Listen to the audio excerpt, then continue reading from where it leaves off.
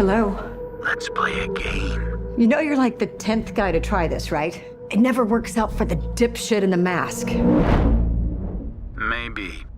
But there's never been one like me, Gale.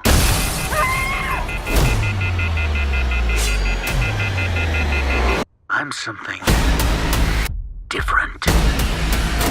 Scream 6. Jesus, these have been going on for a while. It is incredibly rare to have a horror franchise keep this level of continuity between the stories, especially with its original creator having passed away. But hey, Scream 5 was fun for the most part, as a Scream film goes, but I still feel was lacking in a memorable edge, aside from maybe the killer reveal and Dewey's death. Scream 6 continues the story of the Carpenter sisters and the Meeks twins as they all go to college in New York City, only to be dragged back into the horror when another ghost-faced killer appears before Halloween to go on another killing spree. This time they're joined once again by crazy newswoman book writer extraordinaire Gale Weathers and Scream 4 survivor Kirby Reed, played again by Courtney Cox and Hayden Panettiere. Neve Campbell as Sydney is unfortunately not in this movie, making it the first film without Sid, and that's a little melancholy, but I think it makes sense for her character. Just like Gale says, she deserves her happy ending. I kinda wish she wasn't explained away in a throwaway line, but still. Right away, I'm gonna say I like this movie. A little more than Scream 5, but just partially. There are some very obvious flaws that lessened my enjoyment of the film, but overall, I think it's very, very solid. First off, this film absolutely loves to be tense. It's really trying to put the thriller in there. There are 3 scenes that depict what I'm talking about, and they are all great. One in particular, though, does go on way too long and doesn't lead to anything meaningful, besides removing one character that it ended up feeling a bit unneeded outside of some horror movie references, which are always good, but it still just took way too long.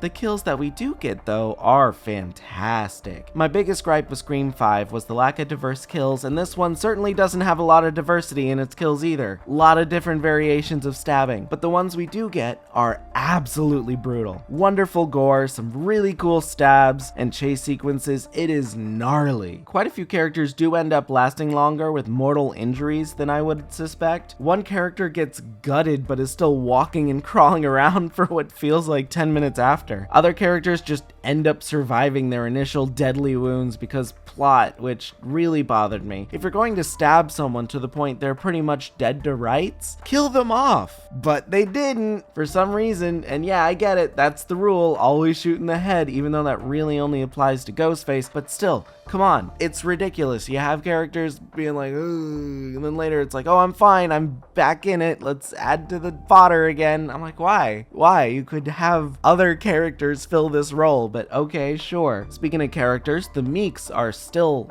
very fun characters, especially Mindy, played by Jasmine Savoy Brown. She's always going to be a fan favorite character. Her brother Chad, played by Mason Gooding, is alright, but not as strong a character as Mindy. They still have great chemistry together. I love them as siblings. The stars, though, here, of course, of the new cast anyway, are Jenna Ortega and Melissa Barrera as the Carpenter sisters. They have a very fun dynamic here and grow closer as sisters while diving more into Sam's backstory and connection with her father, Billy Loomis. Played once again as a hallucination by Skeet Ulrich in some not quite as convincing de-aging CGI like the previous film. Returning survivor Kirby is a delight to have back as an FBI agent. She's great and brings a much needed ghost face connection to the story. The killer reveal is pretty decent too for the most part, slightly predictable but has enough twist to keep it fresh and believable. Thinking back on it, there are even a few clues I missed as the story went on. The killer is very well acted and I love the returning voice of Roger L. Jackson as Ghostface. He has a surprising amount of vocal work here, way more than ever before I think, and it's honestly some of the best Ghostface has done. Can't have a Scream without him.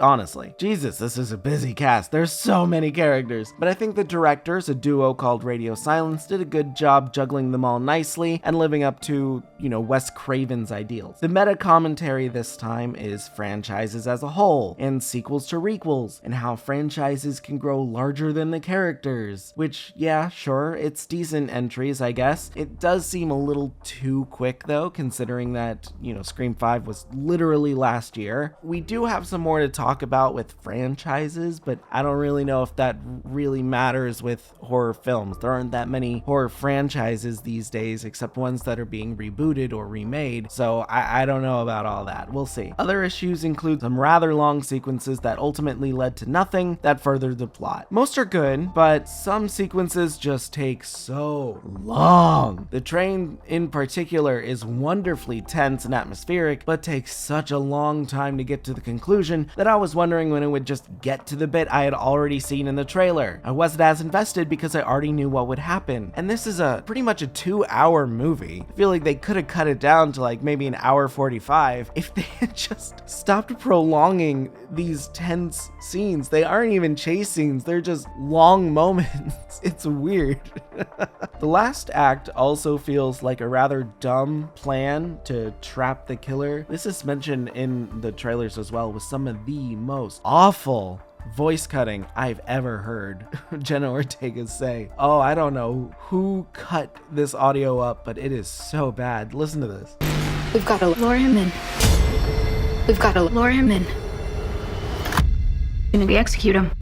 It's hilarious. I still feel like this plan could have been thought out better, and I still don't really like the whole bit with Loomis's ghost showing up, although maybe they'll explore that more directly in Scream 7. We all know it's coming, come on. This made so much money, and Jenna Ortega is a star after Wednesday and X, so it's not surprising. Hopefully it's a bit better, but I guess we'll find out. There's a lot to fix here, but there's still a lot of enjoyment with these characters, maybe an awkward line or two, but otherwise, I like all of these characters. They're all very, very likable. The new cast that shows up just for this movie, or like they try to introduce, really doesn't stick around all that well.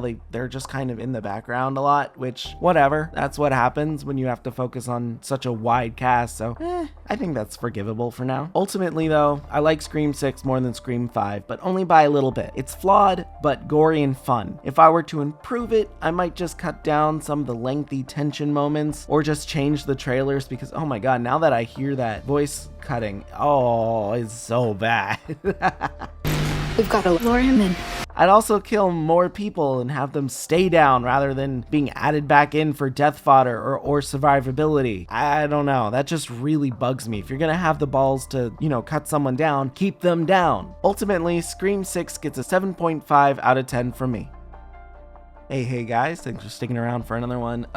Scream. I think this is probably the longest running continuous horror franchise that I know of. I mean, you could always say like, oh, Friday the 13th or Jason, but they don't always have returning characters like this. Quite a few of them kind of branch off and tell their own story. So I don't know. I could say Nightmare on Elm Street, but probably not. There's so many entries into that just kind of ignore the continuity from past ones. So I don't really know about all that. So yeah, I think Scream 6. I think Scream is very much the definitive franchise. It's not scary at all. It tries to be, but it's just not. Scream has always been about murder mysteries. Gotta whodunit. Let's reveal the killer. Who is it? Is it one? Is it two? Blah, blah, blah, blah, blah, blah, blah, blah. And this one has so many Easter eggs to the past movies.